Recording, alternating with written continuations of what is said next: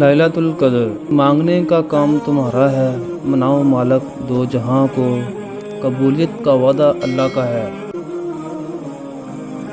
لیلۃ القدر کی راتوں میں 4 لوگوں کی بخشش نہیں ہوگی، نہ ہی ان کے گناہ معاف ہوں گے، اور نہ ہی ان کی طرف رب دیکھے گا، نہ ہی فرشتے ان کی دعا پر آمین کہیں گے۔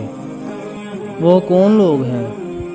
نمبر 1، جو لوگ والدین کے نافرمان ہیں۔ نمبر 2، وہ لوگ جو شرابی ہیں۔ نمبر 3، وہ لوگ جو اپنے تعلقات کو توڑنے والے ہیں۔ نمبر 4، وہ لوگ جس کے دل میں حسد اور بغض ہے۔ اپنے اللہ سے جو کچھ مانگو سچے دل سے مانگو، رو رو کر مانگو، تم تڑپ تڑپ کے مانگو، دن کے اجالے میں مانگو، رات کے اندھیرے میں مانگو۔ رمضان کے آخری عشرہ اور لیلۃ القدر کی خاص دعا۔ اے اللہ، لیلۃ القدر کی رات کے صدقے ہماری زندگی کے گناہوں کو معاف فرما۔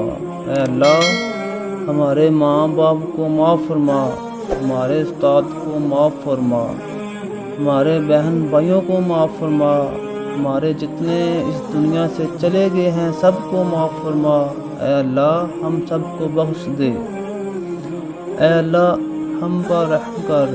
اے اللہ، جس دن تیرے سے ملاقات ہو تو تم ہم پر راضی ہو۔ اے اللہ، قرآن کو سمجھنے والا بنا دے۔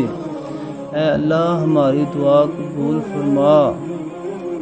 اے اللہ، تو بڑا رحیم اور کریم ہے، تو ہی دعا کو قبول کرنے والا ہے، تمہارے علاوہ کوئی نہیں۔